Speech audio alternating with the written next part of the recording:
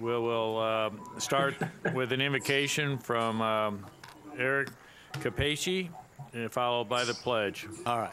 Let's bow for prayer. Thank you. Our Heavenly Father, we thank you, God, for this meeting. Thank you, God, for those who are here and for all that is going to be discussed. We pray your blessings upon the agenda tonight. We ask you to give wisdom and direction in every decision that will be made, as well as every announcement that will be made. And Father, in addition to that, we thank you for sending your Son Jesus and what this season is celebrating, the greatest gift ever given to mankind, and that is the gift of your Son. Thank you for that as well. Father, thank you in conclusion for our city. I love this city, and I love the citizens of our city, and I'm so grateful to live here and to be a part of this community and all that it's becoming. It's so exciting, and much of what happens begins right here. So bless everything discussed tonight. We pray these things in Jesus' name. Amen. Amen. Amen. Please join me in the pledge. I Pledge allegiance to the flag of the United States of America and to the republic for which it stands, one nation under God, indivisible, with liberty and justice for all.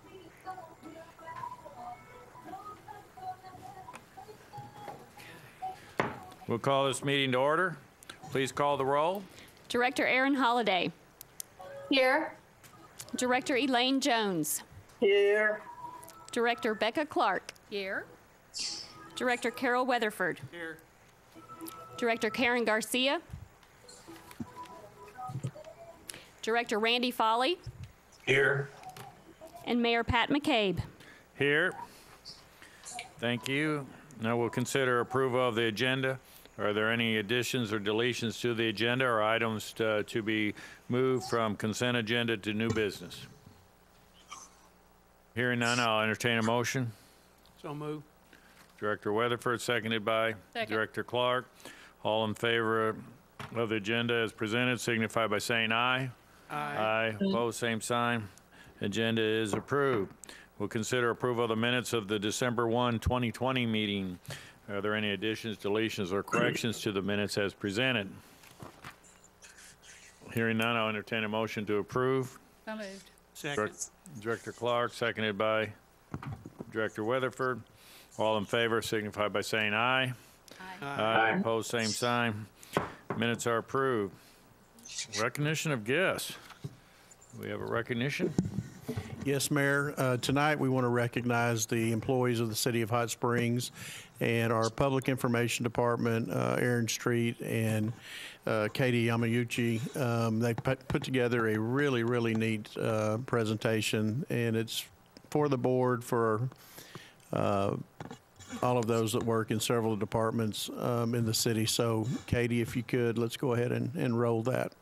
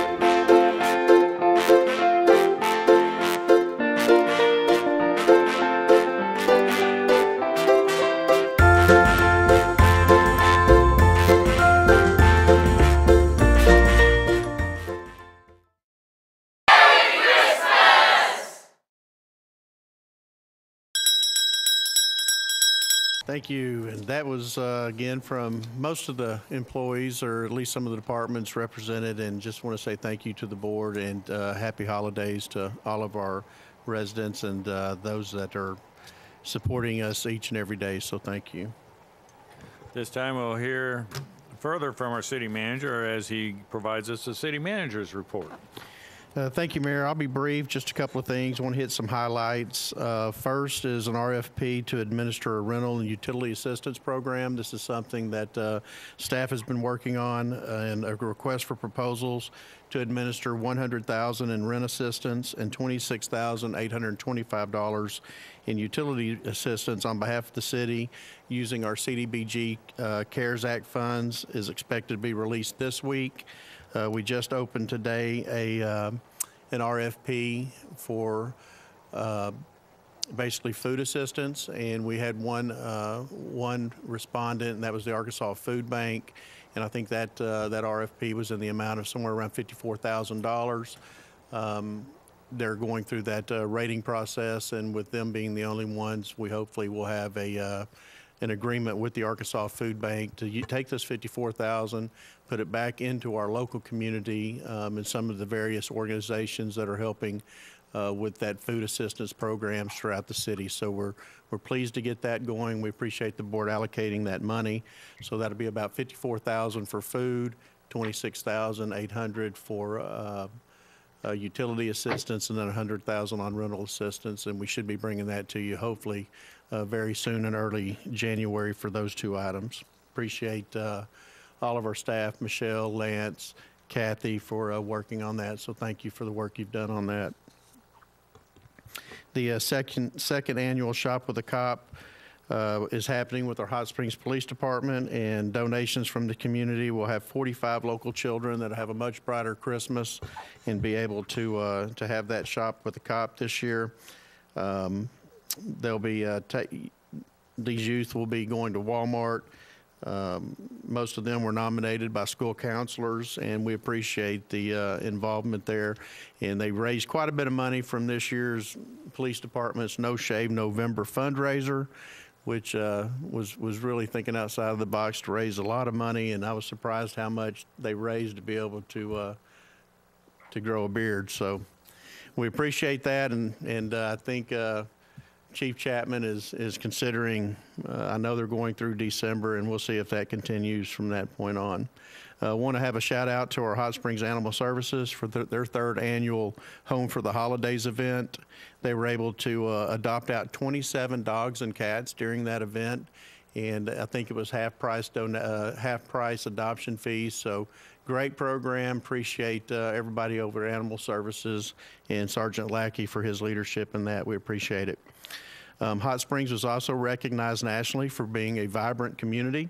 Hot Springs was one of only 8 cities in America recognized by Strong Towns and the Studer Community Institute for leading the way to vibrant communities. Hot Springs was awarded a Community Resiliency Award for its Will You Be My Neighbor campaign, where the Greater Hot Springs Chamber of Commerce and the Hot Springs Metro Partnership teamed up with Toddy Petard, owner of Laray's, the Diamond Center. They held a contest and built a charity component into the voting. In the end, citizens chose a boutique grocery that'll be soon opening in our downtown area.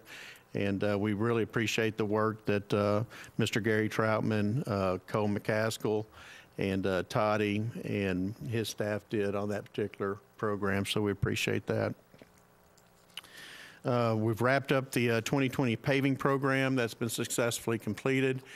We beat the cold temperatures of this week, which is usually when we can no longer go. So I appreciate all of the staff that worked on that to get that 2020 list completed. We were able to do our normal list as well as our alternative streets. So very proud of the work that they've done there.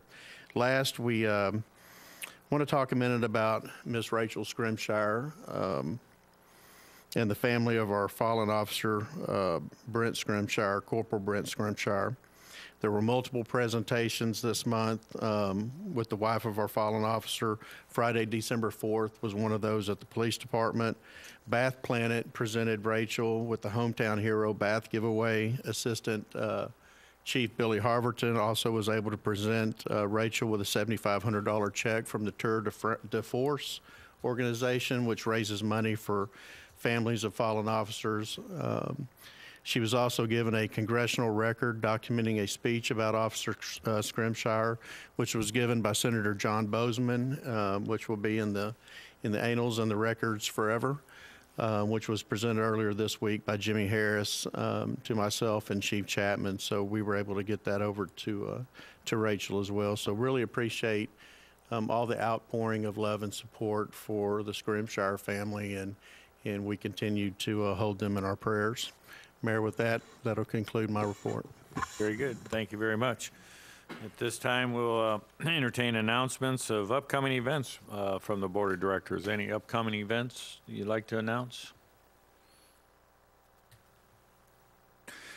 With that, I'll acknowledge the meeting dates of January 2021 through June 2021, and the naming of Stephen Trusty as Assistant Mayor for that period of time. Mr. Trusty will be new Director for District 6. We rotate the position on every 6-month basis, so it's not a function of your longevity on the board. It's just a function if you're in the right chair at the time that it comes to your district. So Mr. Trusty will be serving as Assistant Mayor for the first 6 months of the year. This is also the last meeting, perhaps, maybe not, of Director Becca Clark. She serves the District 3 very well, and of course you can't serve just one district, you serve the entire community, and she brought a lot to the board, and we're very appreciative of your 8 years, your 2 full terms as a city director. And the city would like to present to you a plaque that reads, City of Hot Springs, in grateful appreciation of Becca Clark for your service as Board Director of the City of Hot Springs, Arkansas, January 1, 2013 through December 31, 2020. You'll be missed, but thank you so much for all that you've done.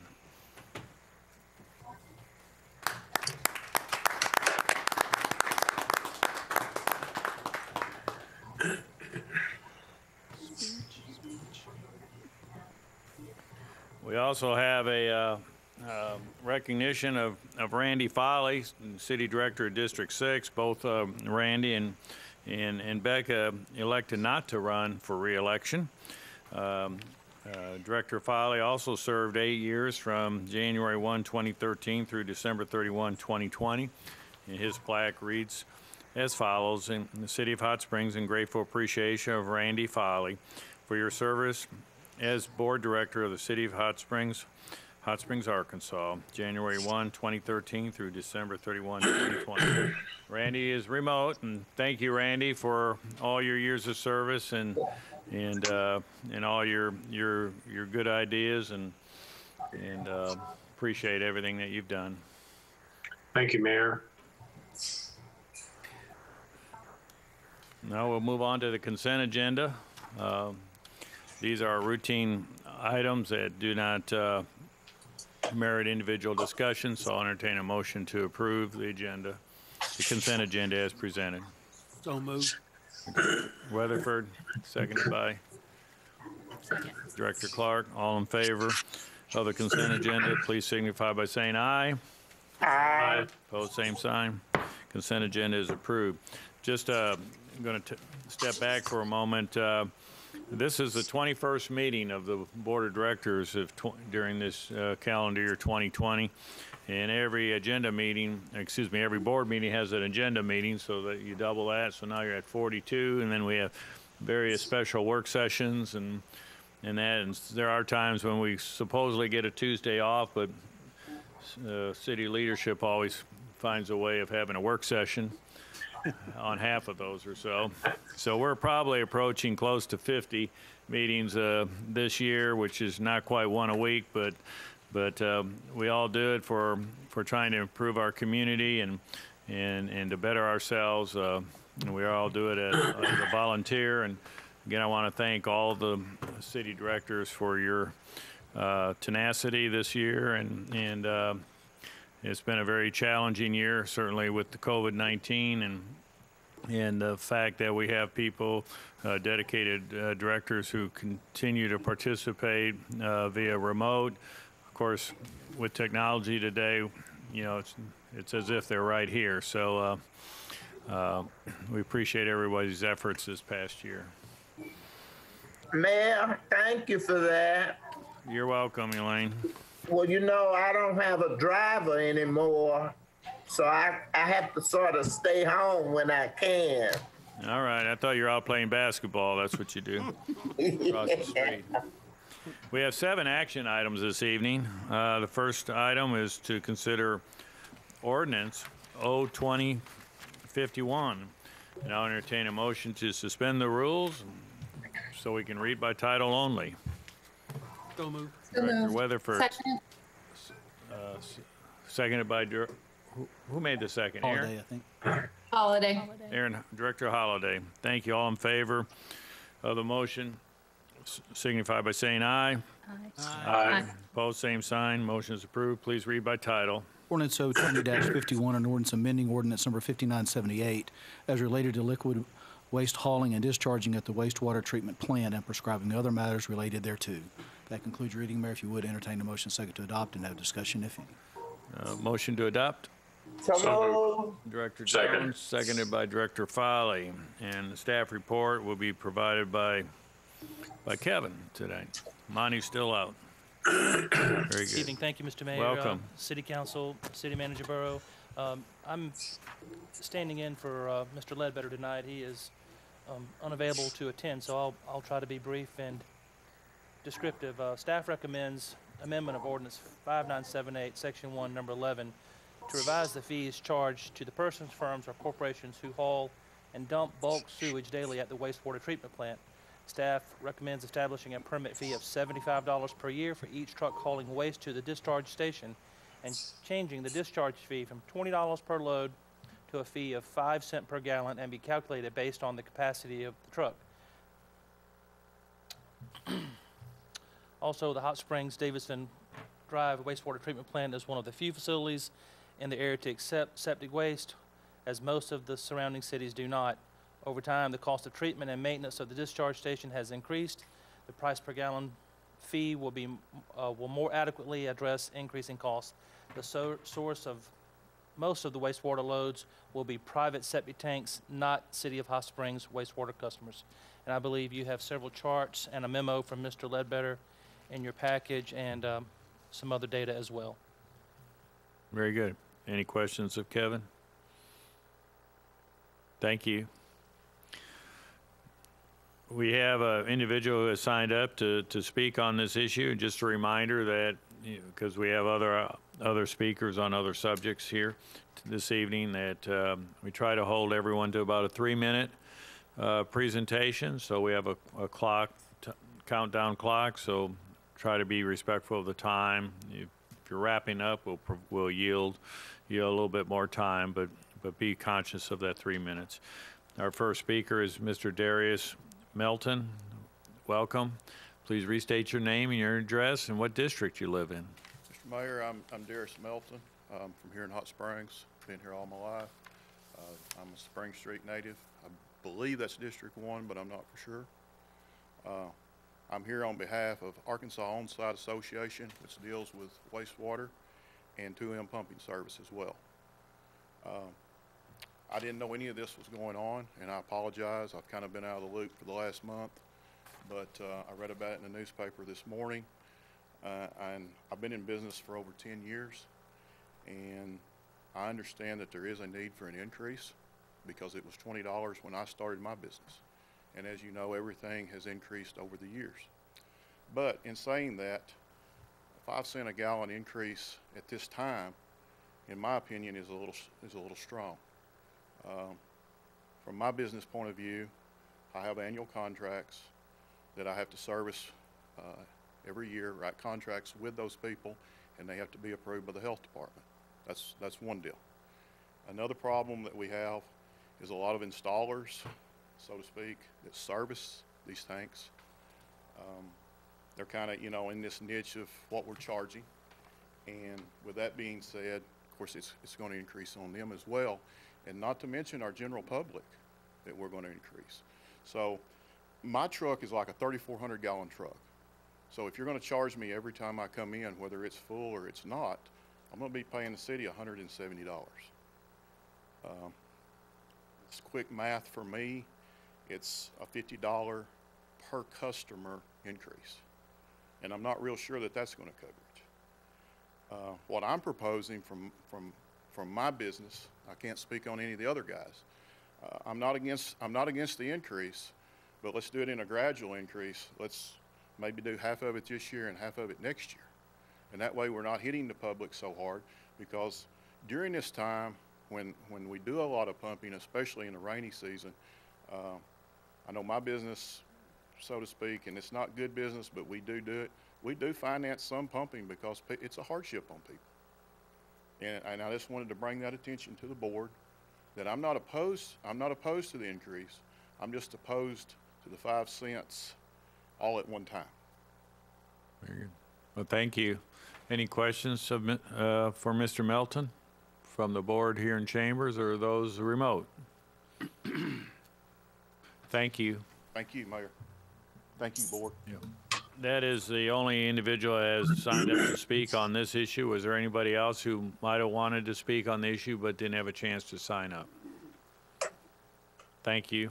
Any discussion amongst directors? Mr. Mayor, this is Director Foley. Yes. When was the last time we had a rate increase in this? It was, they said, around 20 years ago. Yeah, that's correct. If I may, Director Foley, I did have a conversation with Mr. Melton earlier today, and also spoke with Utilities Director Monty Ledbetter, and we understand the issues that Mr. Melton spoke of. We are one of the only waste facilities in our area that will accept the type of trucks that Mr. Melton has, the pump trucks. We do need to work in this increase, but after my conversation with Mr. Melton today, staff would recommend that we do this over a course of 2 years. If the board has, if it's the pleasure of the board to amend that motion from 5 cents, we would be okay with the 3 cents, and then coming back next year with a 2 cent increase. Or I would make that motion. So we have Director Foley makes a motion to provide for a 3 cent increase in 2021 and then an additional 2 cent increase in 2022. You know, let me clarify that. It's 5 cents per gallon. It's not a 5 cent increase. 5 cents per gallon, so it'd be 3 cents per gallon in 2021, and then 5 cents per gallon. Thank you. In 2022. That's correct. Thank you. Second. So we have a motion and a second to amend at those 3 cents per gallon in 2021 and 2 cents per gallon in 2022. Any further discussion? All in favor, all in favor signify by saying aye. Aye. Aye. Opposed, same sign. The amendment is approved. Now, Further discussion if necessary on the motion as amended. further discussion. Hearing none, please call the roll. Director Holliday. Aye. Jones. Director Jones.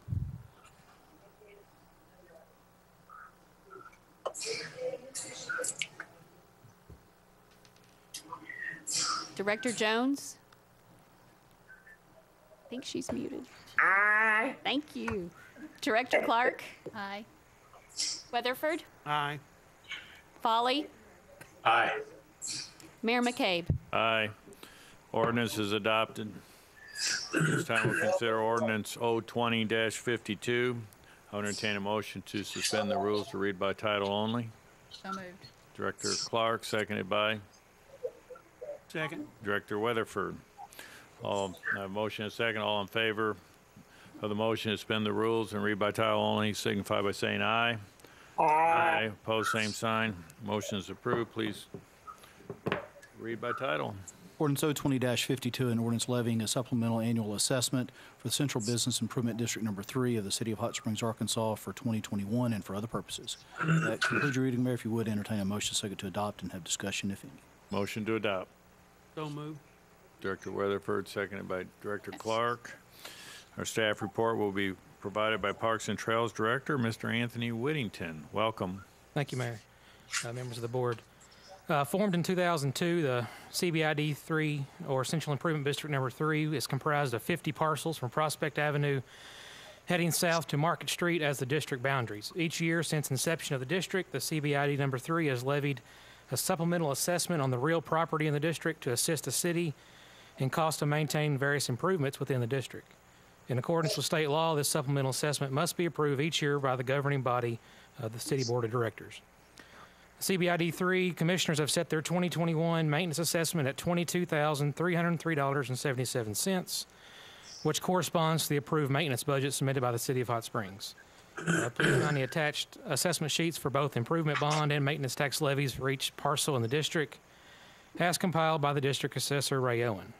CBID Number 3 commissioners requested a levy of $86,257.60 in 2021 to pay off the debt used to finance the capital plan of improvements.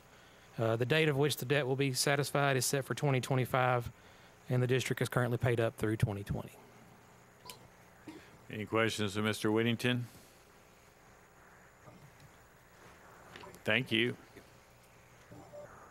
We had no one had signed up to speak on this item, but did anybody come in later that wanted to speak on this particular issue? Any discussion amongst directors? Hearing none, please call the roll. Director Jones. Aye. Clark. Aye. Weatherford. Aye. Folly. Aye. Holliday. Aye. Mayor McCabe. Aye. Ordinance is adopted. This time we'll consider ordinance 020-53. I will entertain a motion to suspend the rules to read by title only. So moved. Director Clark, seconded by Second. Director Holliday. All in favor of the motion to suspend the rules and read by title only signify by saying aye. Aye. Opposed, same sign. Council, please read by title.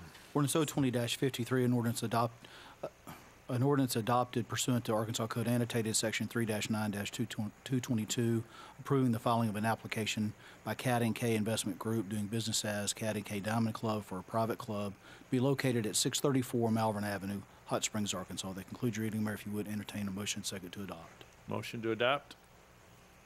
So moved. So moved. Director Clark, seconded by Director Holliday. And our staff report will be provided by City Clerk Harmony Morrissey. Thank you. Thank you very much. Act 1112 of 2017 requires applicants for private club licenses to first obtain approval of the governing body of the city where the private club is to be located. This approval must come in the form of an ordinance, which is required attachment to the State of Arkansas Alcoholic Beverage Control Division application for the private permit club. Cat & K Investment Group, doing business as Cat & K Diamond Club, has submitted an application for a private club permit. The applicant previously operated a permitted establishment Rumors within the city limits. The proposed location of the new club is 634 Malvern Avenue, which is situated in a commercial shopping center between the existing businesses of the Family Dollar and Hot Springs Plasma Center.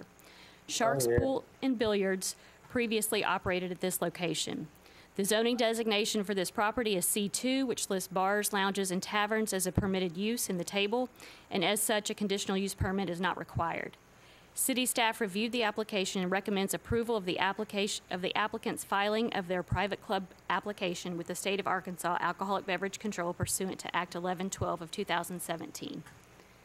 I'm happy to answer any questions, and we also have the applicants with us. Ms. Catherine Sanders is here this evening if you have any questions of her. Very good. Thank you. Any questions of Ms. Morrissey? We did have a couple individuals sign up to speak on this ordinance. Ms. Catherine Sanders, is she here today? Please come forward and restate your name and address and what city district you live in. Catherine Sanders, Hot Springs, Arkansas.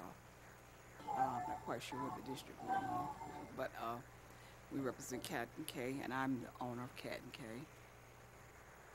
And we have been in business for a little over 2 years at the previous club, Rumors Bar and Grill on Central Avenue. I can't hear. We are no longer at that address. The lease has expired on that building, so we moved to this new building here on Malvern Avenue. I don't know anything else. Any questions of Ms. Sanders? Couldn't hear. She couldn't hear. Oh. Okay, thank you. And we have Chester Sanders. Please come forward and restate your name, address, and what district you may live in. Chester Sanders, Hot Springs, Arkansas. I don't know the district either. I'm at Woodland Avenue. So I'm the manager of the club. The previous owner is Rumors, and I would be the manager of the new one, Cat and K Diamond Club. Basically, it's a social club, private club. We do a lot of holidays events for our members. We have bands, we have tournaments, watch a lot of sports, pool tournaments, what sort not. Concerts, sometimes concerts, but mostly bands. Any questions of Mr. Sanders? Thank you. Any discussion amongst directors? Hearing none, please call the roll. Director Clark. Aye. Weatherford. Aye. Foley. Director Foley. I'm sorry, aye. Thank you. Holliday. Aye. Jones. Aye. Mayor McCabe. Aye. Ordinance is adopted.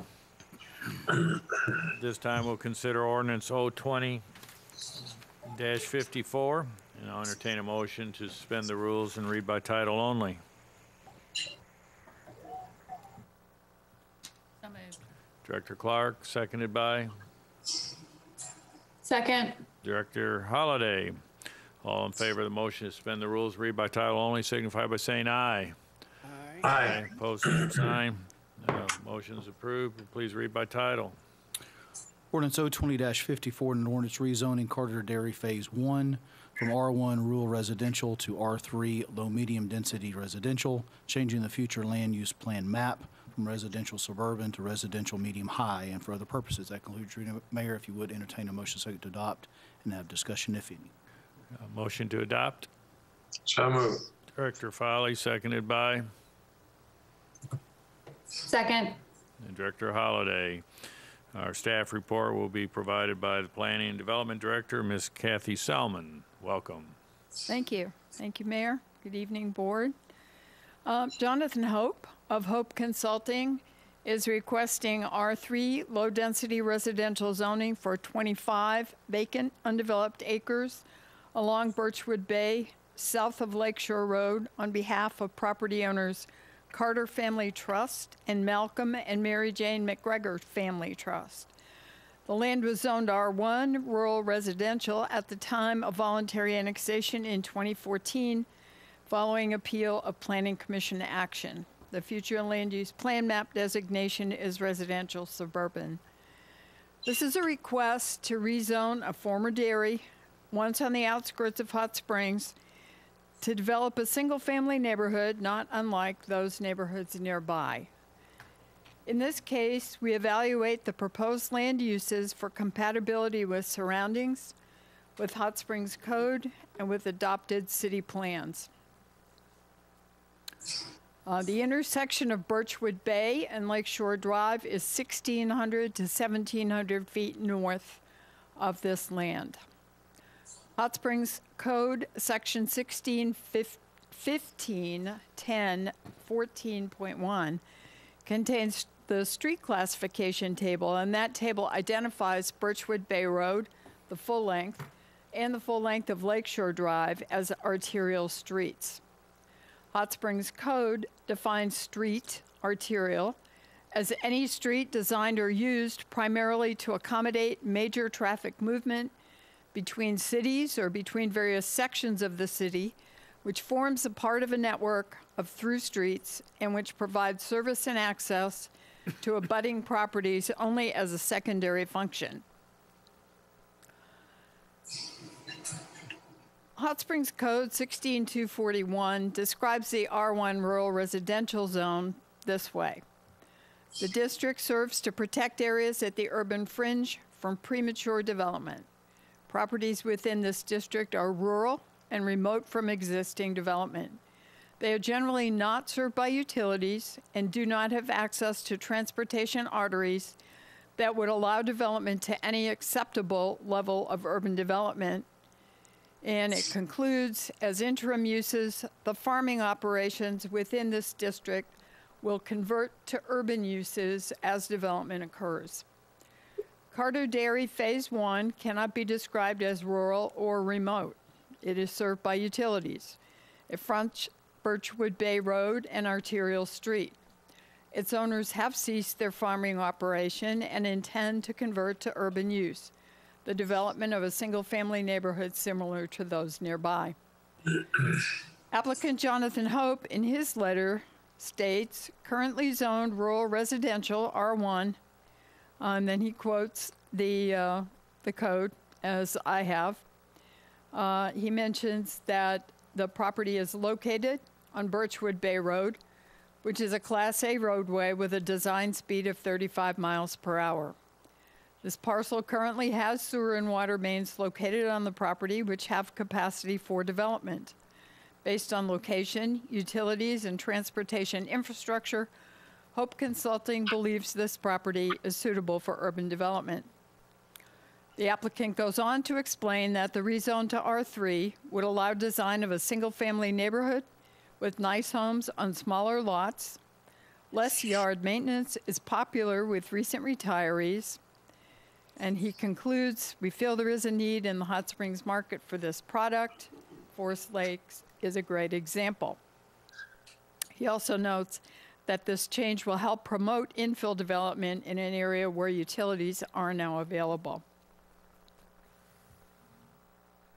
Hot Springs Code 16211E1 requires a specific finding as to whether the request demonstrates compatibility with surrounding development or zoning, is consistent with the objectives of the zoning code, implements an approved city plan, responds to a significant change in surrounding physical, economic, land use, or other conditions, fulfills a need for land so zoned, or corrects an error in previous city action. Hot Springs Comprehensive Plans, Hot Springs 2030 and Hot Springs 2040, both support the development of infill housing compatible with existing Hot Springs neighborhoods. Hot Springs 2030 specifically contains a policy to favor development within the existing urbanized area over development on the perimeter to limit sprawl and help the city provide affordable services. The findings of the staff report to Planning Commission are that the owners no longer wish to farm the land, which is increasingly surrounded by residential neighborhoods. The land has full access to sewer and water utilities. It's located on an arterial street to provide access upon development, consistent with Hot Springs Code description of the R3 zone district. R3 is a single-family zone district described by Hot Springs Code as compatible with all other residential districts. No similarly sized R3 parcels exist in the area. The applicant states that the rezone would allow design of a neighborhood with nice homes on smaller lots. Residential infill development is an adopted plan goal. Amending the future land use plan map consistent with Hot Springs Code 16243A completes the requirements of Hot Springs Code Section 16211 for a zone change. Now I want to mention one thing before I get specifically into the recommendation. There is an inexplicable inconsistency between the future land use plan map designation and the designation on the R3 zone district. Those districts and future land use plan map designations are set out in the comprehensive plan of 1997. It will sound like we have the wrong designations and zones matched up here, but I assure you we don't. But it will sound weird.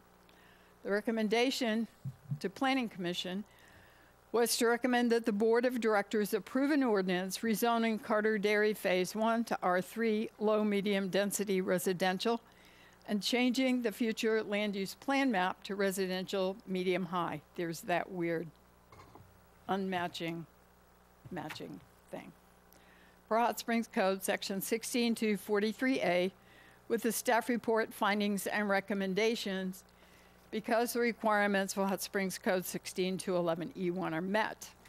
Planning Commission advertised and called for testimony at their November 12, 2020 regularly scheduled meeting.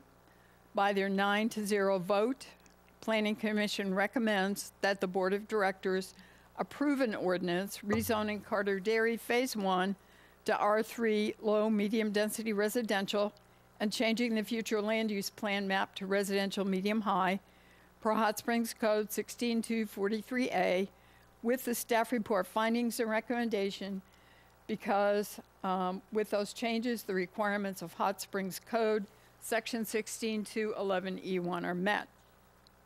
I do want to be sure to mention that several neighbors testified at the Planning Commission meeting that they do not want a rezone from R1 to R3. The neighbors provided a traffic study which concluded that if developed, Carter Dairy Phase 1 land would result in more traffic than there is in an undeveloped state or zoned R1. And that concludes the presentation. Any questions of Ms. Selman? I do have a question. Yes.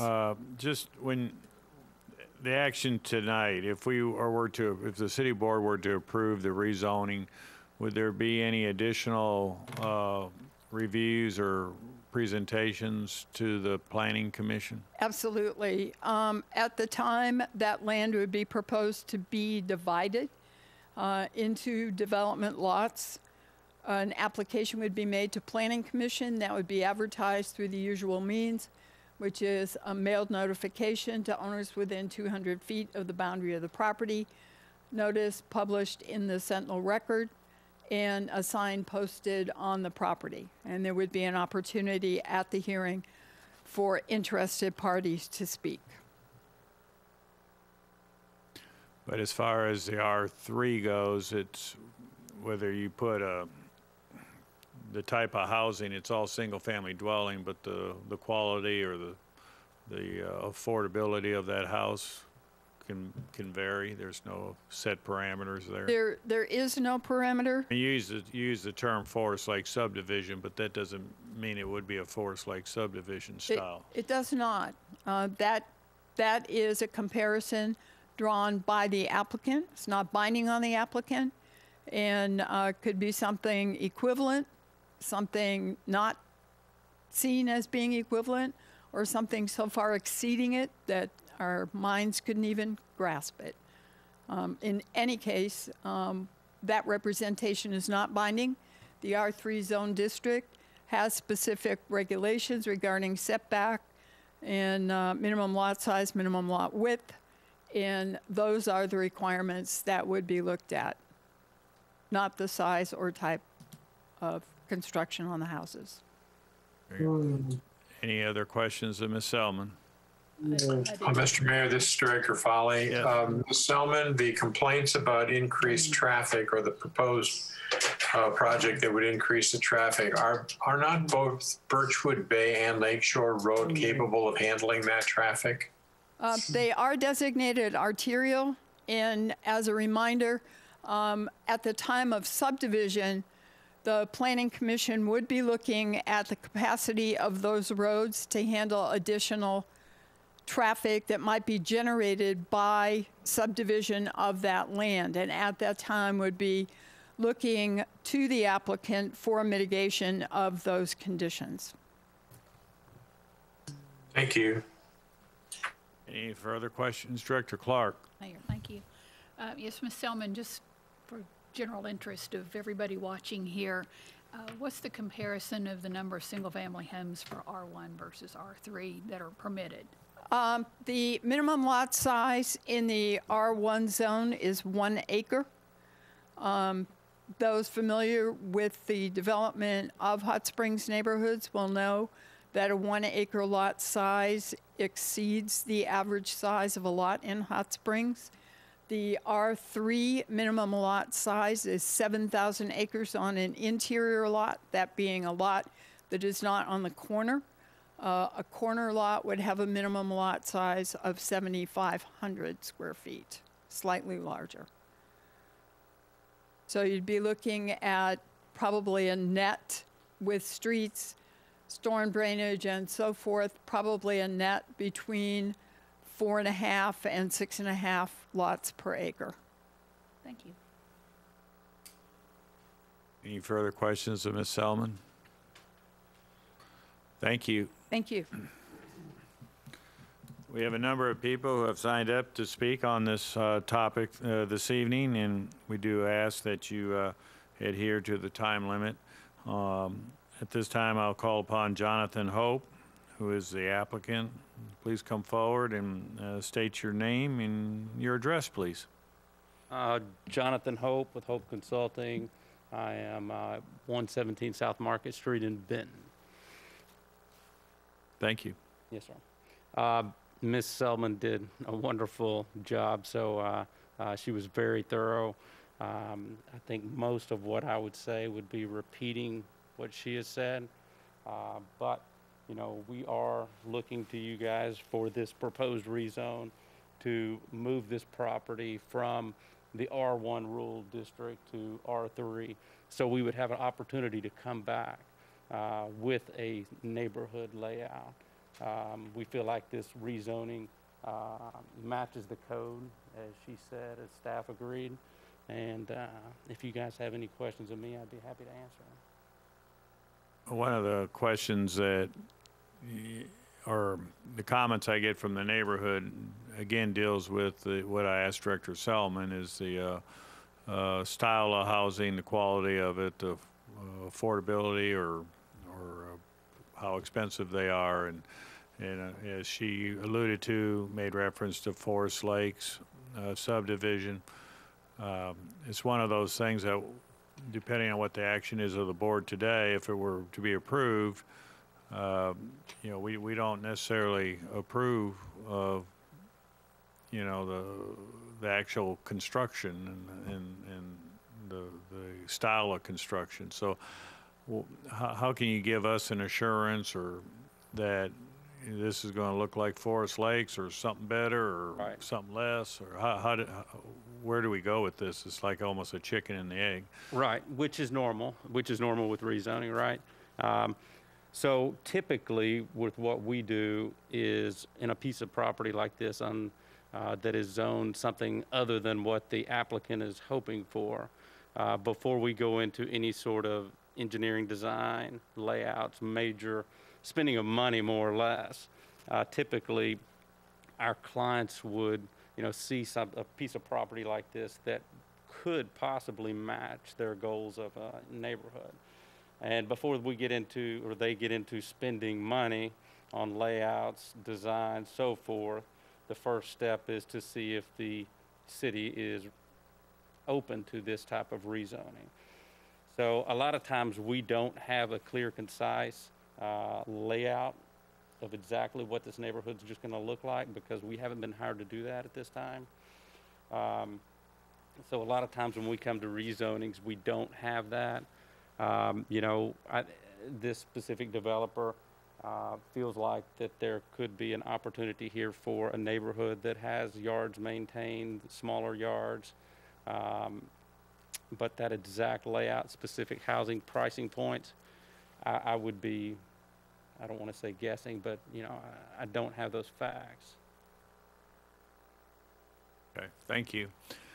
Are there any other any other directors have a question of Mr. Hope? Thank you. Yes, sir. We have a number of people who have signed up to speak in opposition to the rezoning, and first we'll call upon Ms. Penny Fires, please come forward and restate your name and your address, please. Hello, I'm Penny Fires, and I live at 938 Birchwood Bay Road. So we abut the Carter property and have known the Carters for a lot of years. And this is something we went through, 6 years ago about the zoning, and it was in very detail, and it took a long time, a lot of meetings, and they wanted for apartment buildings, and it wasn't zoned before, but it was finally zoned at R1. We all felt comfortable. We knew that land was going to be developed, and we've all felt comfortable about that. Now this has just popped up, and my husband is just home from Kentucky, trains racehorses, and we just found out that meeting was tonight by calling there was nothing on signs. There are different signs on the roads. The last one was in November, and we weren't home, but anyway, so we're trying very hard that we want all of you to really look at what R1 is compared to R3. There's a lot of room in R3 to do very small buildings, and the traffic is going to be horrible, and there are many other people that can speak to this better than I can, but I just wanted to let you know how important this is and not to take it lightly, and please, please, this is a very important area for us. Thank you. Any questions of Ms. Fires? Yes. No, thank you. Okay, thank you.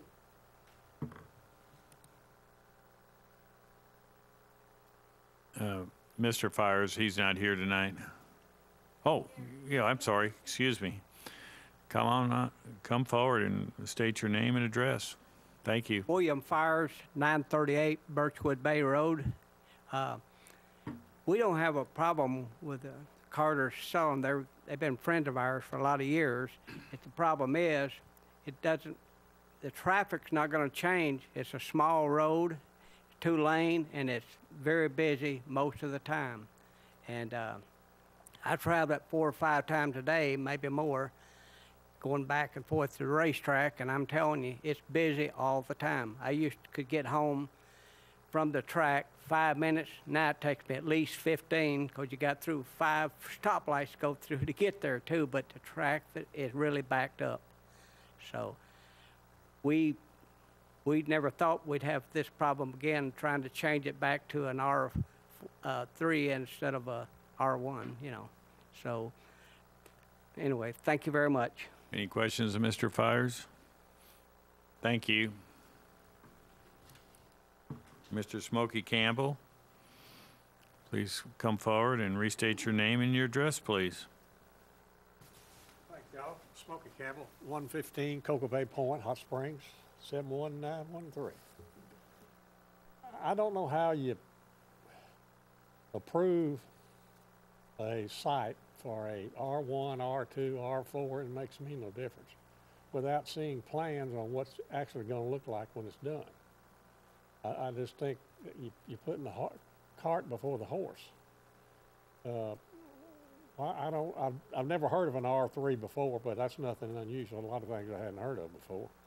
I was talking to Kathy about it, and she's been real nice and helpful to me answering questions. Everybody in this area is basically an R1. Been there for a long time. The traffic is horrendous on there. We've got now roughly 2,200 cars a day on Birchwood Bay. It's hilly. It's a pretty good racetrack at certain times of the day. Sometimes the wheels don't touch the ground coming over some of those bumps. But with this addition on an R3, it's going to be 3,300. It'll be 5,700 cars a day. And it's not, I don't know if it's 40 feet wide. It may be. I don't know. I don't think it is. Maybe, 20 feet wide. But it's just, the traffic's terrible. Everybody's coming from the Higdon Ferry down Twin Points, hitting Birchwood Bay, going to Lakeshore. They're missing the big intersections at Central and Higdon Ferry to get out of the traffic to get around. And I don't blame them, but that's just the way it is, and we're paying the dividends, or the bad dividends. We would like for them, I have nothing against the development, as Ms. Fryer said, in 2014, we thought we had it done for life on R1. We thought that's what was going to end up. Y'all changed it, or the board did at that particular time. And then this comes up and they don't have plans. It's just hard to figure out how you approve it when they don't have plans. And everybody's a taxpayer and going to be taxpayers, but that road is so dangerous, the ups and downs and the high side streets, I just don't understand how we can do it this way. But needless to say, that's the rules and that's the way it's going to be done. But I would hope that y'all would say, wait a minute, let's get some plans on something so we don't have a mess on our hands when it's over with. Thank you very much. Any questions, Mr. Campbell? Thank you.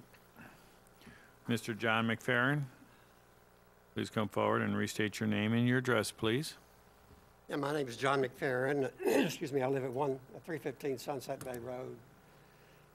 6 years ago, detailed plans were presented to the Planning Commission for a buyer who intended to construct numerous rental properties on the Carter Dairy property, and rental apartments would have brought unacceptable conditions to our neighborhoods, including depreciation of home values.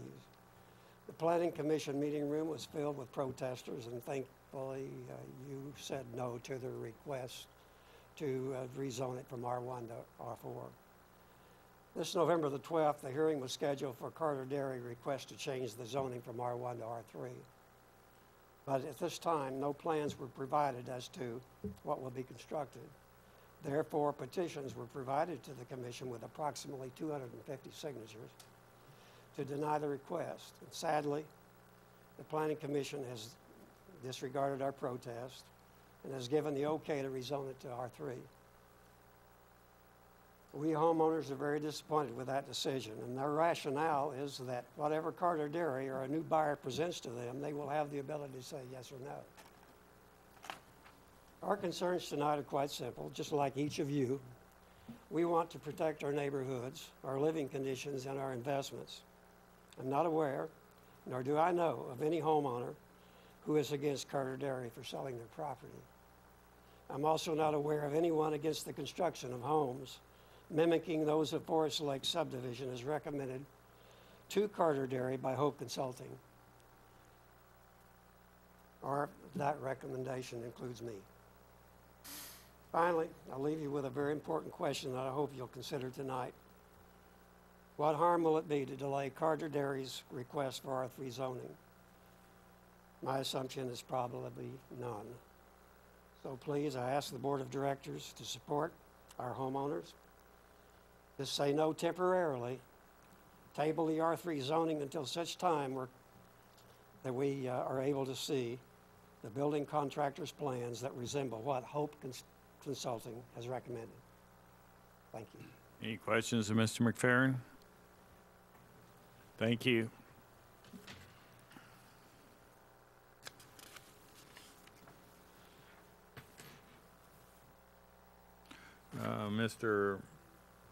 Mr. Carter, please come forward and restate your name and your address, please. My name is John D. Carter. The address is 147 Carter Dairy Road.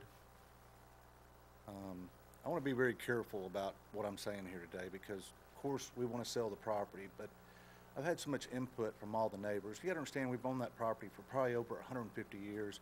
I've lived on that property for 58. I've saw the development come from, really, I guess it's Village South was the first big one, but that old properties in that area has been developed, and it's a very nice area. And you know, I started thinking about when these neighbors were calling and coming by and telling me it's not against the development they don't want. They're all for it, but I think their big concern is too many houses in there and the traffic. And I kind of understand what they're saying. If you kind of think about it, a lot of people, since they put in not Cherry Oak, but oh God, the one on Twin Points, Forest Lakes. Forest Lakes. what they're not realizing, everybody's taking Higdon off of Twin Points there. So I've caught myself, instead of hitting, when I'm coming down 7 South, instead of hitting Higdon, I'll take Birchwood Bay because it's so much quicker. Same thing coming from like 70 West. I'll just take Lakeshore because it's so much quicker to go. So I really started thinking about it, and look, I'm all for them developing the property, but I think what I'm getting from all these property owners is they don't know what's going to go in there, and the reason they're against that R3 is because they don't know, and in their minds are wanting like what's around the area, like what is it, at Village South, Cocoa Bay, those areas where there are nice homes and pretty good sized lots. And I think what they're afraid of is the developer's going to come in there and try to put 4 to 6 homes per acre, and it's going to be so crowded in there that the traffic's going to be so radical that they're going to have to widen the roads or do something to make it so you can get in there. Just kind of like what Jinx was saying, you know, back in the day, taking 5 minutes to get home, now it's 15. I think that y'all need to kind of I think you should really, what you should do is put yourself in the people's shoes that have been living out there. Not so much me, because I've grown up there. I don't think anything about it besides local. I mean, since they've been kind of talking to me about it, I kind of get what they're saying. So, you know, I'm kind of treading on thin water here. Of course, we want to sell the property, but we want to do the neighborly thing. So I wish y'all kind of consider putting yourself, if you lived in that area and in those subdivisions, and what's going on here. So I'm not saying against it or for it. I'm just trying to speak both sides, I guess. That makes sense. Do you hold title? Are you the seller, or is your? Well, both sides of my family are, yes. Okay. And I own a piece of strip I bought from my family up the middle, but I'm kind of treading on thin water both ways. I just want to be, you know, a good neighbor, and if you put yourself in the neighbor's shoes, that's what I've done. So. Okay. It means I'm not against it. I hear you. Any questions of Mr. Carter? I have a question. Yes, Director Holliday. And then this is kind of dovetailing on what you just asked, Mayor. So you are or are not the applicant for rezoning? Mr. Carter, she's quite wondering if you are the applicant for rezoning. I guess it would be my family, correct? The title owner to the two parcels. Well, it'd be my aunt and my mom, yes. He is. Okay. He is not. His mother and his aunt are the applicants. Okay, because I guess my question was going, because you're being part of the family, not knowing sort of where you stood on this.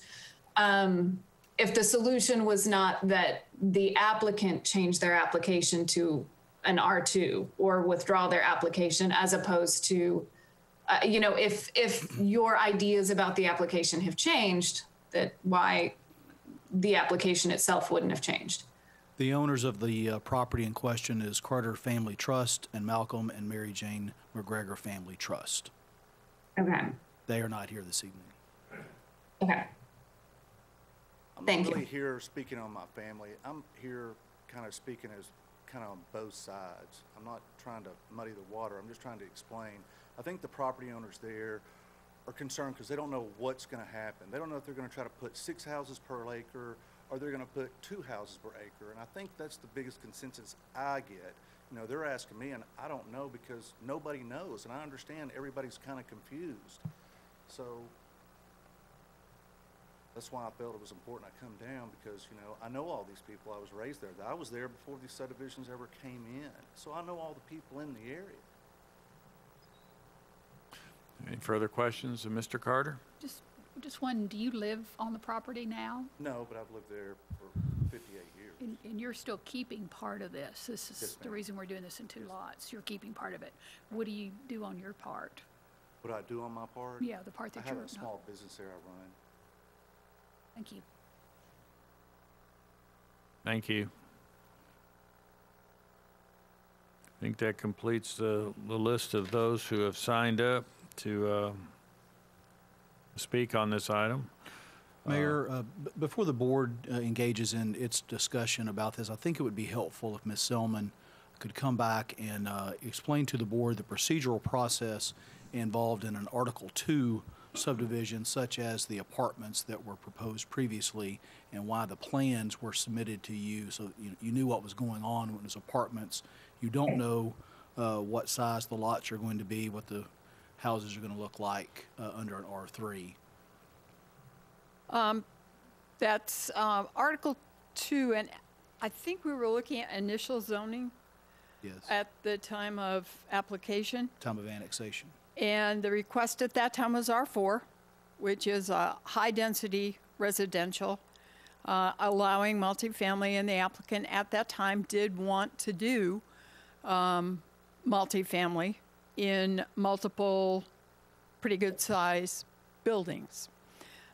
They chose to provide illustrations of what they might do. And that was optional, and that was not approved at that time. It would have required approval of a site plan that looked probably very much like what they brought to us at the time of initial zoning, but it did not get to that point.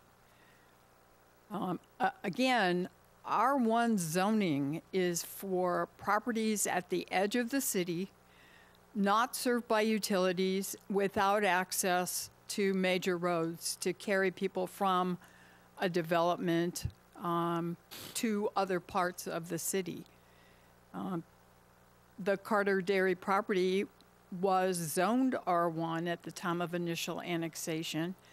That is often considered to be the default zoning with annexation, but I mean, another thing to keep in mind is that most annexation is at the edge of the city, and that is no doubt why the code provides for that zone as a default at the time of annexation. This land is surrounded by development. The majority of it is not R1, it is RL, there is some R2, there is some R1 to the south, but at this time, the applicant has demonstrated that the requirements of the Hot Springs Code to change this zoning to allow a more development-oriented zone, those requirements have been met.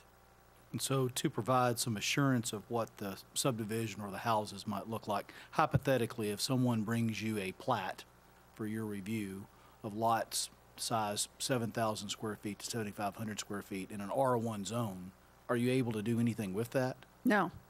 Okay. No, it cannot be considered at all, period, end of story. And if someone requests a change of that zoning, can you conditionally zone in order to make sure that they comply with that plat? No, our code does not provide for zoning that is conditioned in that way. So while it may seem that it's the cart before the horse, that's just the way the law reads. Right. There are other options for rezoning. Most people seeking to develop in Hot Springs, I'd say 90% of them do not choose another path different from what tonight's applicant has chosen. Like a PD. Like a PD.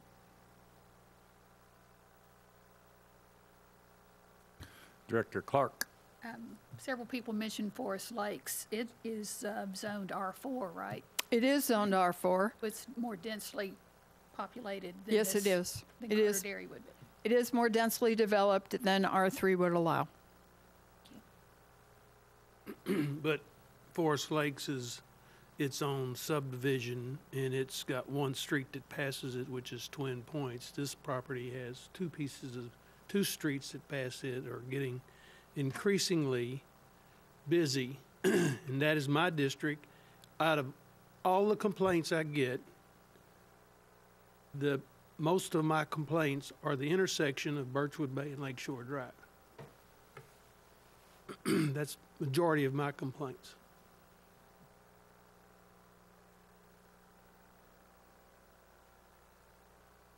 Any further questions of Ms. Selman? Thank you. Hi, this is Director Foley. Kathy, I mean, what is a developer to do? The neighborhood has already asked the board to not zone it R4 for the multifamily and rental units. I mean, they're actively and vociferously opposing it. And, I think that if I recall that conversation, it was a discussion about how that would change the character of the neighborhood. Does this really change the character of the neighborhood? It is a proposal that would allow single-family development of a dairy farm. And it will change the character of the farm. The farm will go away, but as to the surrounding neighborhood, single-family is typically considered to be compatible with other single-family. Thank you.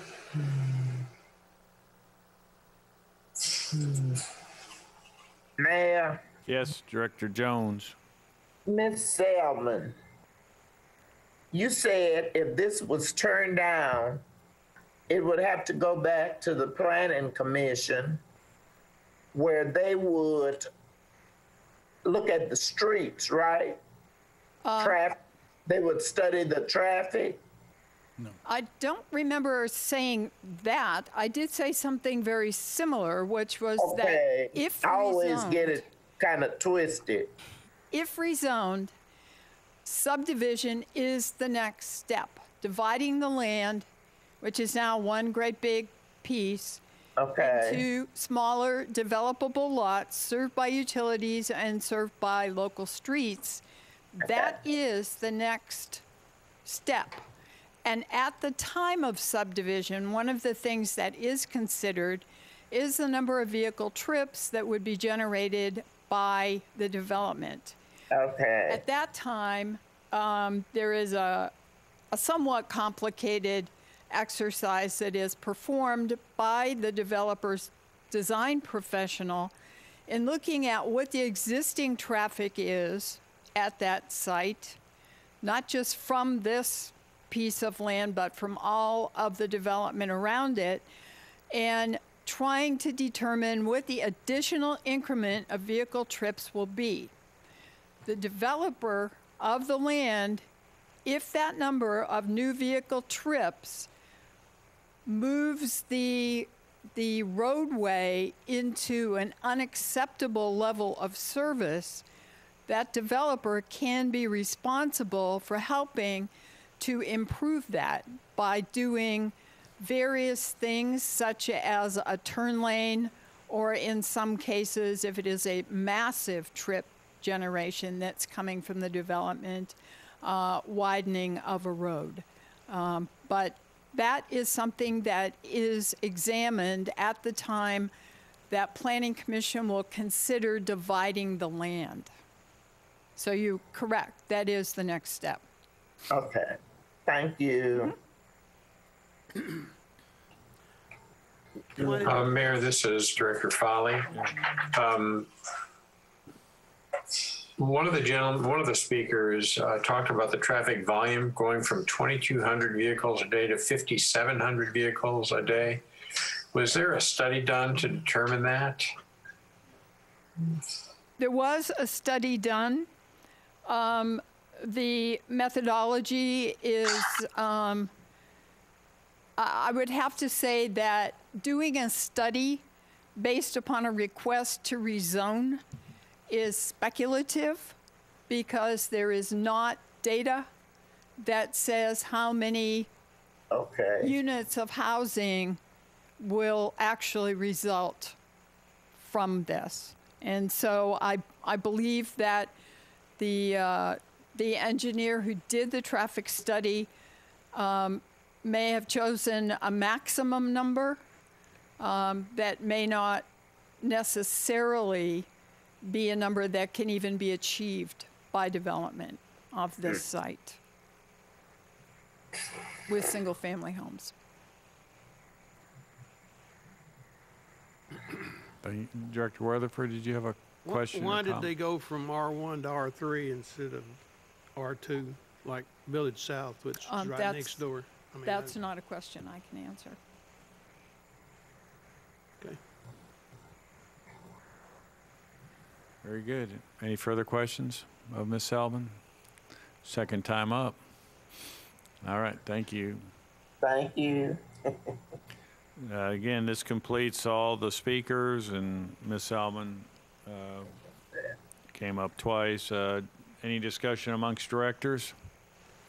I'd like to say one thing. That, like I said, I live within,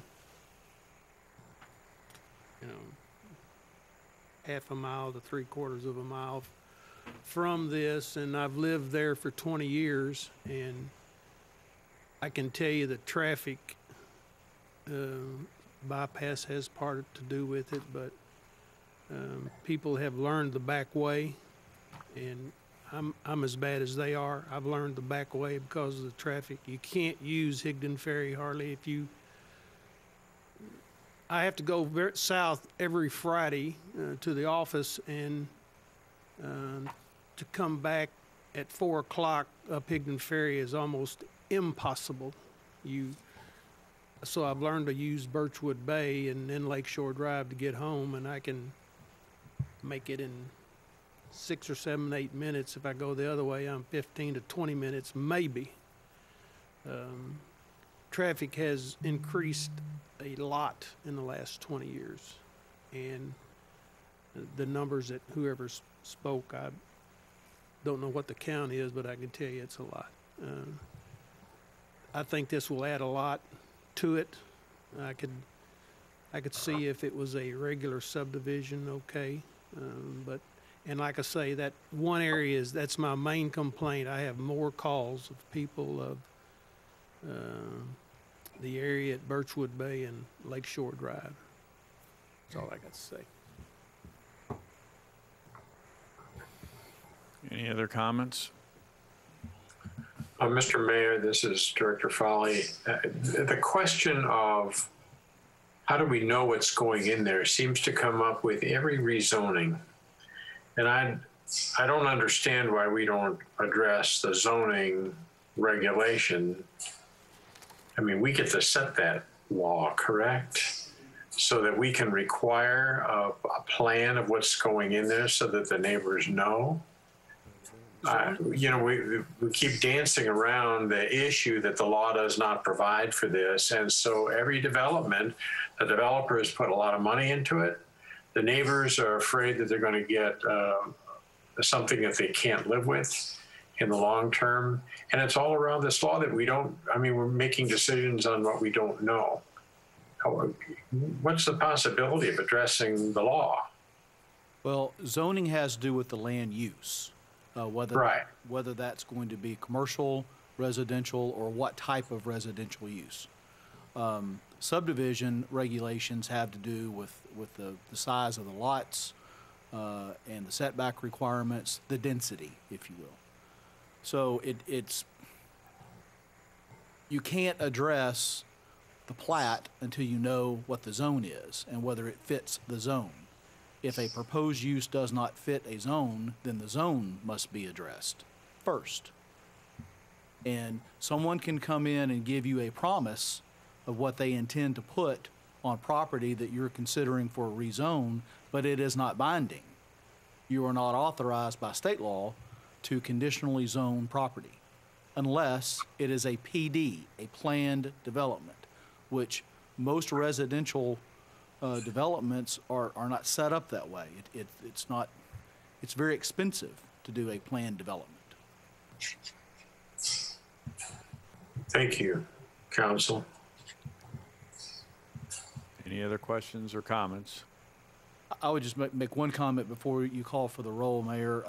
You have a companion ordinance, which is your next item on the agenda, which is the same request for a different parcel in the same area.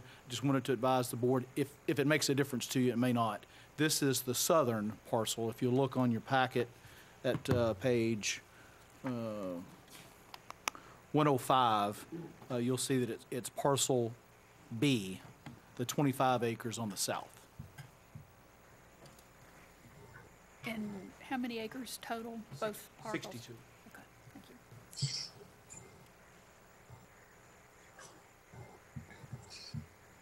Okay. Then I have another question, Mayor. This 50 acres plus 25 acres, is that what is producing the traffic study volumes, or did that volume come off of just the 25 acre plat? The report says, this is a link to your packet. It says that it's for the 62 acres. It also reflects that that's for 372 residential units on the 62 acres, which is mathematically impossible because that does not allow for interior streets, setbacks, and so forth.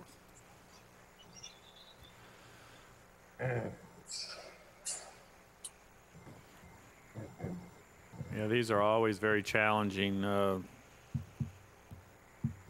ordinances that come before the board because they are two separate issues, and at the same time, you know, the onus is somewhat on the applicant to you know, create a comfort level with the surrounding property owners. And while we cannot compel them to spend additional funds, we did hear tonight that because of the zoning, you know, they have elected not to expend additional funds, and that by doing so could perhaps alleviate any concerns. So while we understand, you know, the chicken and egg, or it is what it is, you know, as far as how we have to process this information. So so process it we will. Mayor, gentleman from Hope has a... Yeah. Jonathan Hope. Thank you. Yes, sir. You know, a couple of things I just wanted to address. The traffic study that was presented actually shows that the traffic from 2014 to 2019 really hasn't changed. It actually, the count had went down a few hundred cars. As far as the zoning, you know, this was proposed previously in 2014 for multifamily. From everything I've heard at that meeting, you know, the PUD or the apartments, the multifamily, everybody wanted single-family homes at this location, not apartments. And that was, you know, 6-7 years ago. So we're bringing a single-family home zoning district that matches up with the zoning code like 9 out of 10 don't that I present at cities. I mean, this matches up perfect. We're just asking for an opportunity to bring you guys a development to look at. And we can't bring you a development to look at unless we get a zoning district that matches with the infrastructure, the streets, and everything that matches your code. So if you can just give us an opportunity, match the zoning with everything that's there, the roads, the utilities, we can bring you a development to review. But if we don't get this zoning change, you won't have anything to review. So I would just ask you for the consideration of changing the zone so we could bring you a development to review. You may like it and you may not, but at least you get a chance to review it. Any questions of Mr. Hope? I'll ask him the question I asked Ms. Selman. Why not R2 instead of, why not going to R2 instead of going to R3? Okay, so R2, can you detail that to me, exactly the square footages? She can. Okay. I'm not prepared to provide it. Right. I'm not either. I mean, I would assume it's probably closer to a 10,000 square foot to 12,000 square foot lot.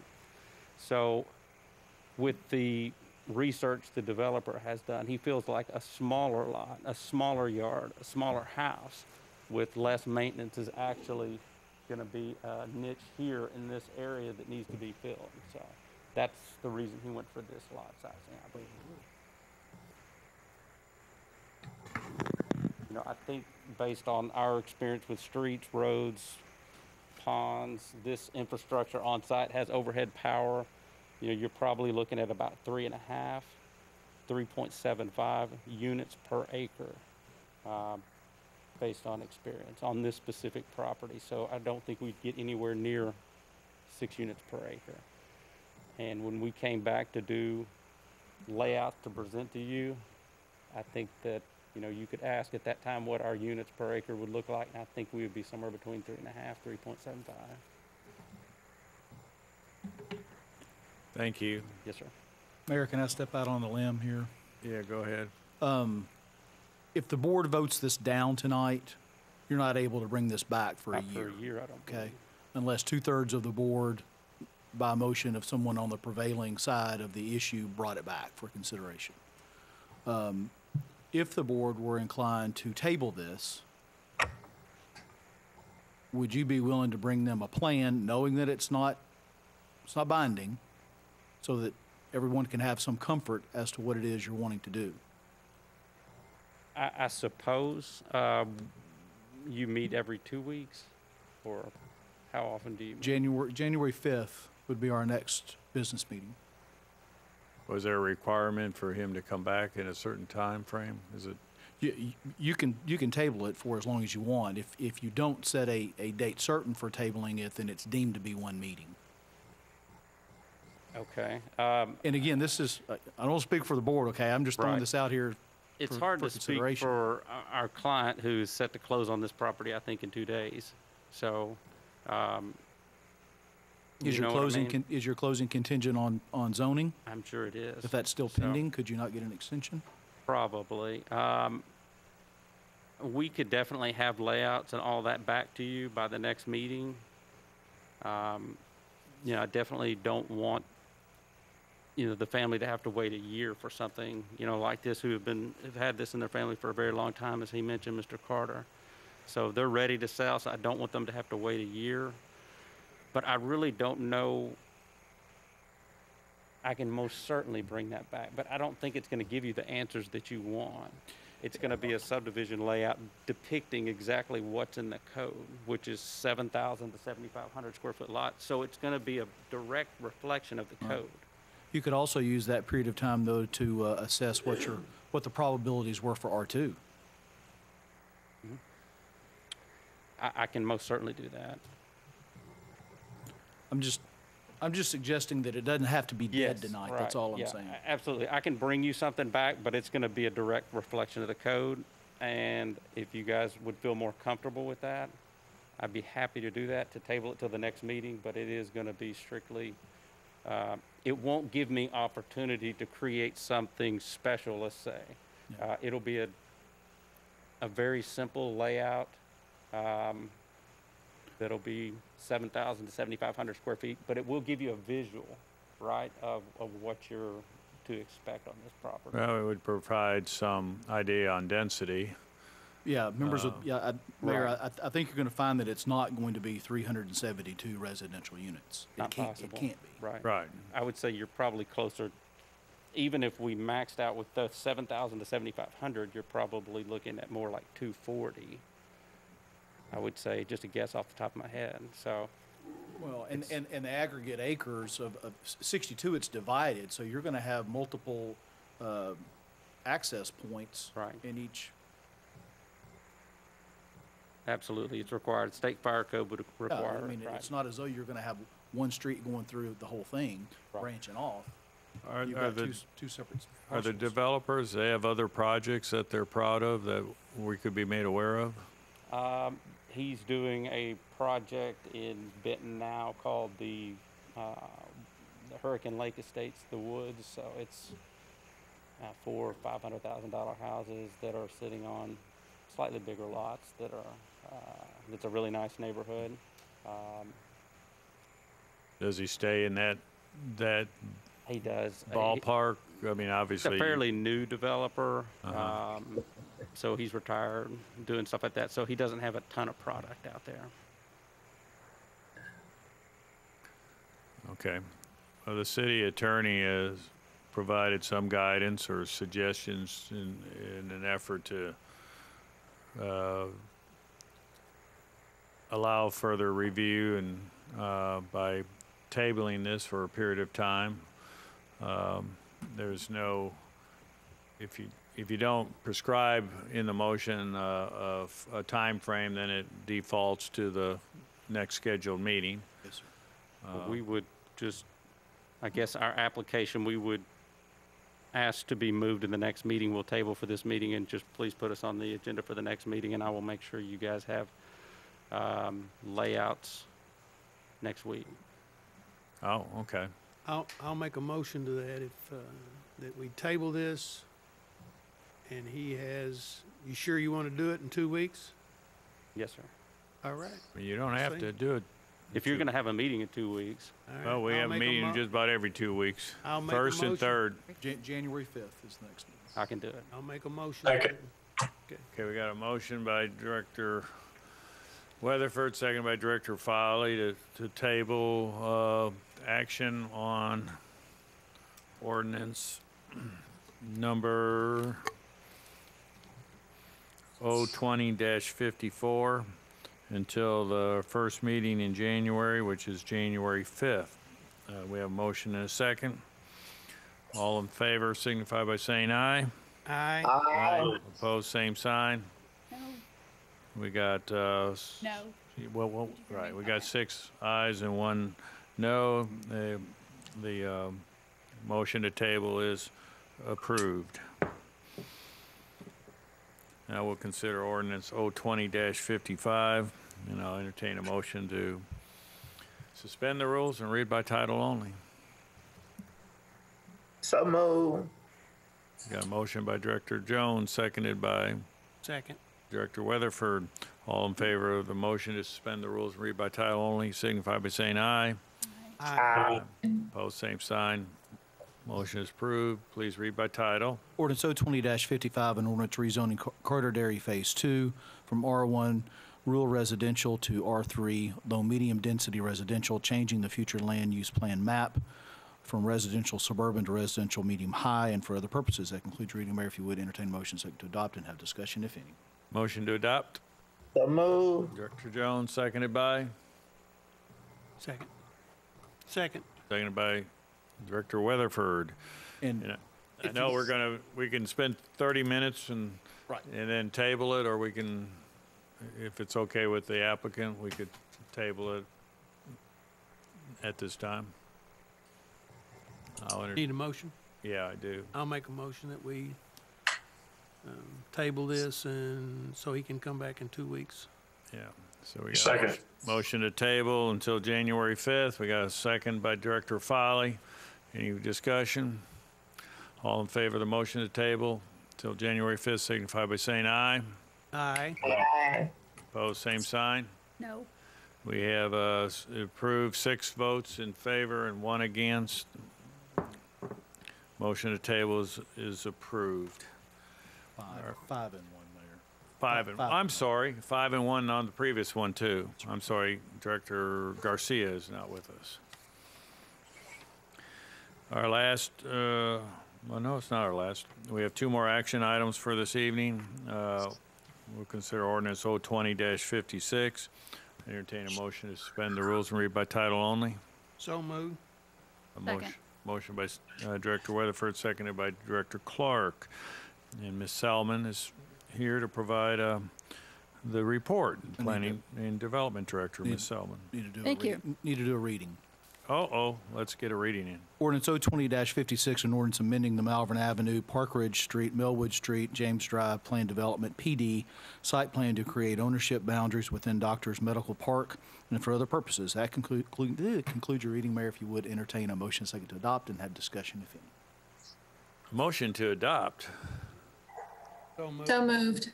Director Aaron Holliday, seconded by Director Elaine Jones. Now, Ms. Salmon. Thank you. The applicant and agent is Mr. Jim Knight, Managing Member, MPT of Hot Springs Capella LLC, and Jeffrey and Susan Harold seek plan development site plan amendment approval to create additional ownership parcels on the subject site.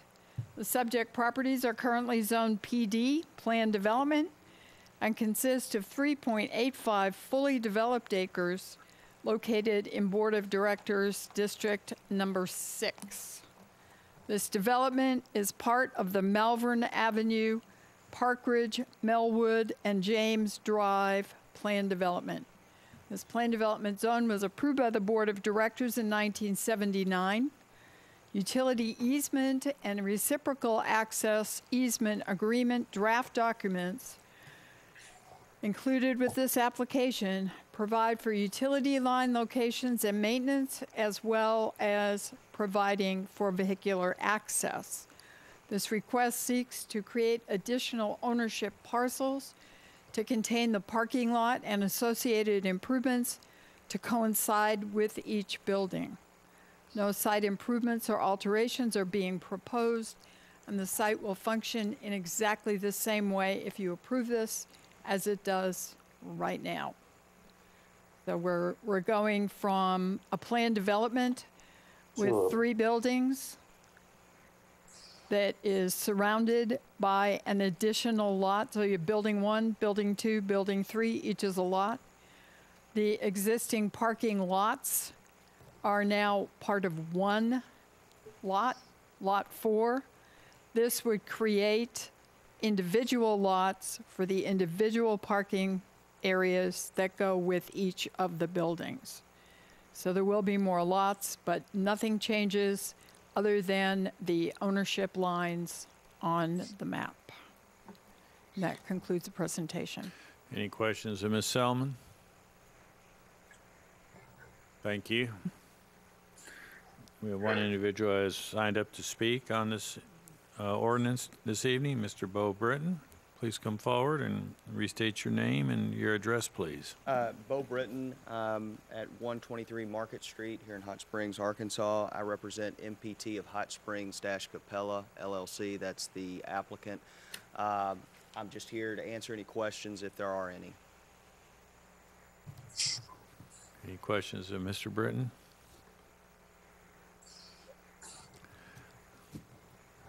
Hearing none, we'll move on. Thank you. Thank you. Any discussion amongst directors? Hearing none, please call the roll. Director Foley. Aye. Holliday. Aye. Jones. Aye. Clark. Aye. Weatherford. Aye. Mayor McCabe. Aye.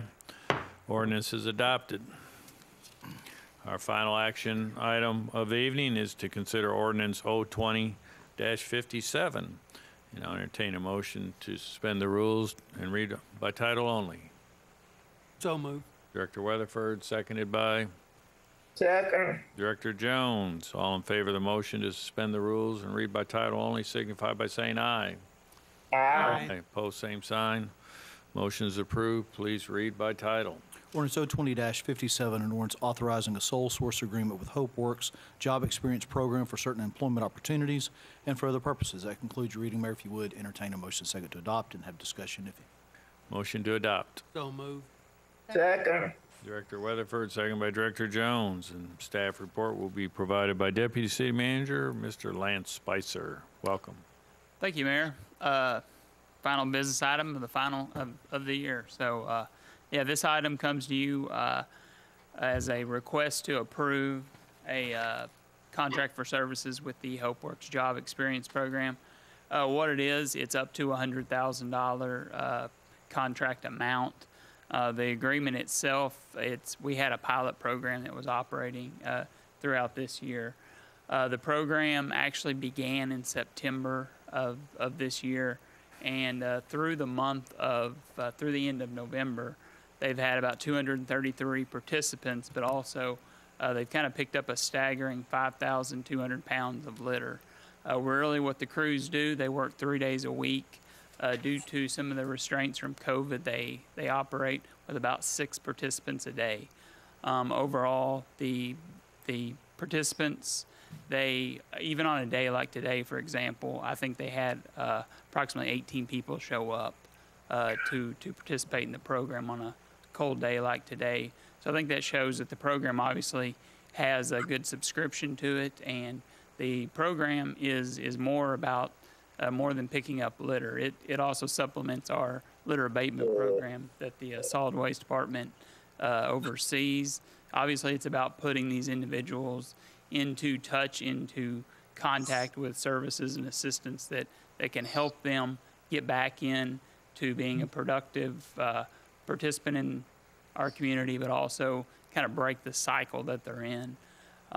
We've had some real encouraging stories from Janie Smith with HopeWorks and the supervisor, Mr. David Cook. They've had 2 participants that have found permanent employment and permanent housing as part of the program. Another thing, the local employment agencies have really kind of embraced the program as well, because if there are participants that are doing well in the program, they also want to make sure that they bring them in and place them with jobs. So that's something that has been very beneficial. Also, a lot of the services that they receive, the Hope Works and the Jackson House, they do actually have 2 caseworkers that are social workers that really help them along the way. Anything from getting a state-issued driver's license, identification card, all the way up to getting benefits that they are owed, from military service to SSI payments, you name it. They really do provide a lot of assistance to them. So, the Hope Works program, I'm glad that Director Clark is getting to see this one through. I believe her and Director Garcia actually participated in this session at the Clinton Foundation with our city manager. So it took a little bit to get it going. We expect bigger things in 2021. So with that concludes the presentation. Any questions of Mr. Spicer? I have a couple questions real quick. Director Holliday. Do you have a cost on, or what we have spent since September 24th on the program? What does that cost us? To date, we've spent approximately $28,000. Okay, and so we're thinking that the up to 100,000 would take care of all of next year, or do you think it would be just part of the year and we would revisit this later in the year? That should take care of the entire year. Really what we're looking at from a capacity standpoint, we don't see them being able to go above that 6 participants just with some of the COVID restrictions. But even if the restrictions are lifted and they go to that 10 to 11 participants, we still feel there's ample funding there for the remainder of 2021. So you do it 3 days a week, and for what, 3 or 4 hours, or? Yeah, up to 4 hours. Up to 4 hours, so you can pretty much budget that. Yes. Now, when 18 people showed up today, and you're only going to take 6, how do you decide which 6? Really what they do is they determine who's worked this week, who's worked in the past week. So really it's upon the supervisor to determine, who's got to participate in the program most recently and who's a new participant. And the new participant will be allowed to work, and those others, really it just depends on the grouping that you get. But all told, I know that they do have anywhere from 10 to 20 people show up for those spots. So they're kind of coveted spots for the program. Great. They do rotate it, so the new participant gets the nod, and then the one who might have not come for the last couple of weeks might get a nod. Absolutely, and that's also one of the reasons why with these employment agencies, for those that are in the program, they show that they have some capabilities, they are afforded employment opportunities, temporary, but they are essentially day in and day out employment opportunities. So it's a good benefit as well. Okay. Do you keep a list of those who came and wanted to work but couldn't because it wasn't their rotation, so to speak? They do. Generally, whenever those individuals do show up, a lot of times those names are given to the temporary employment agencies so that they are able to be testimony placed. Of their commitment. Yeah. You don't want to lose that. Yeah, absolutely. Thank you. Any other questions or comments directed to Director Clark? Yeah, just one. If this continues to do well and hopefully the COVID situation goes away later in the year or next year, could this be something that could be funded at a higher level and do 5 days a week or have 2 vans? Or, I mean, is that a possibility? Or I would think so. It is important to remember that we are using solid waste rates. So it, if the board feels that benefit is there, and the litter abatement is working out, and really that's what the program for the city. That's one of the things that is one of the biggest advantages for the city is that litter abatement component, because we also spend money over on the solid waste side to do that. And we could see that that we spend more in this program and maybe less on our abatement program and see that kind of merge over. So I do think there's some opportunities to do that. It is limited, though. A rate is a fee as opposed to a tax. There has to be a direct benefit from that rate or that fee. Yeah, and you could, there's potential for other grants or CBDG or other funding as We'd well. love to see it grow. Right, okay. Yes. Thank you. Very good. Thank you very much. Want that on the record. Any discussion amongst directors? I just want to chime in real quick. A few weeks ago, I had breakfast with a gentleman that I actually met on the promenade walking, who had participated in HopeWorks a few times and also works with Samaritans. And he had a lot of very good things to say about the experience, the supervisors, and because of his experience, he may be one of the individuals we've talked about who's getting housing. He was talking about soon being able to have an apartment and other work because of his access to this program. So it was kind of nice to stumble across someone who's worked in it, who had such good things to say on the other side of the program. So just wanted to let you guys know that it's good on that side as well, and that at least one of those guys is speaking highly of his experience. Well, thank you for sharing that. Mayor, Director Jones? on Christmas Day, Web Center will be doing the feeding program. The only thing this year, it'll be plates to go. No one will be able to come in and sit and eat. So I'm looking forward to it. And anybody want to help me, they can come on down there on Christmas Eve and use their cutting skills, their turkey skills. Very good. And Becca Clark, I'm sorry you didn't get one of those gold watches. I guess they quit giving them. Or did you get one, Mr. Farley? No. Uh-oh. Well, we better call the roll on this ordinance here. What'd you say, Mayor? Elaine, let us finish with this ordinance here. What ordinance? 020-57. Please call the roll.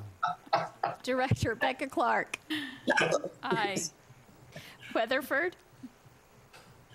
Aye. Foley. Aye. Holiday. Aye. Jones. I apologize. Mayor McCabe. Aye, ordinance is adopted. Now, under Mayor, I Board of Directors apologize. items for discussion. You Ms. know, Jones. sometimes I forget where I am. Mr. Mayor, Yes. this is Director Foley. Since this is my last meeting, I would like to take the opportunity to thank each of the board members for working together to accomplish as much as this city has seen in the last several years. I appreciate the working relationship with each and every one of you. To the management of the hospital, it's not the hospital, of the city. That's our other life. Bill Burrow, Lance Spicer, Kevin Brownlee, Harmony Morrissey, Brian Albright. Thank you for your working relationship. You guys are all top shelf. And to the constituents, to my constituents in District 6, I want to thank you for honoring me twice by electing me to represent you on this board. It has been an honor. Thank you. Very nice. Thank you very much for your service. Director Clark?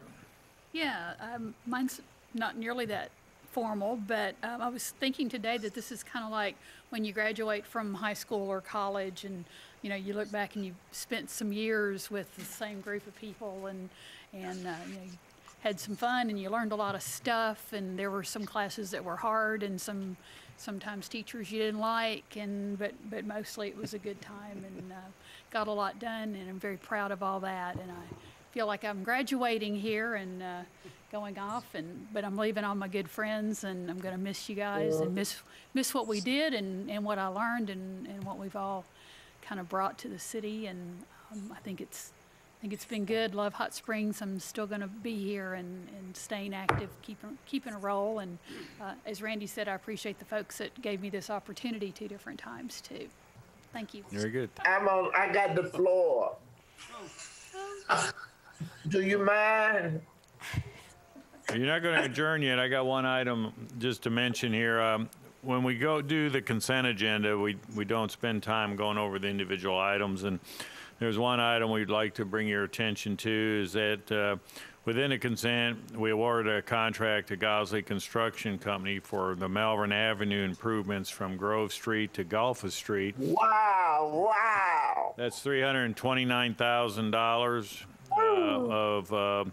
of revitalization for that section of town and part of our continued movement in creating a well-improved gateway corridor to the downtown area and make that a very vibrant part of our community. So we're happy to be able to announce that today and look forward to that movement forward. Do we have a time frame when we would see some activity? Should be soon. They're going to work all year. Okay. The time frame is soon. Yes. Listen, I think that was wonderful what all the employees did. Yeah. Of all the years I've been on the board, that have never happened. And I would like to thank everybody from me, and I hate my compadres. I can't say that word, didn't get their gold watch this time. I'm going to miss you too. Okay, Mayor. Well, they don't need a watch because they don't have to go anywhere at any specific time. Oh, that's right. They sure won't. Right, not to be around Tuesdays All right. anymore. So, Elaine, do you have any closing comment right now? Yes, sir. Please. If you're done, are you done? I'm waiting on you, girl. Well, I'll make a motion that we adjourn for this meeting, and Merry Christmas to everybody. Ditto. Second. We have a second by Director Foley. All in favor signify by saying aye. Aye. Opposed, same sign. We are adjourned. Maybe not for the Happy year, New- but we are Happy adjourned New for this Year meeting. too.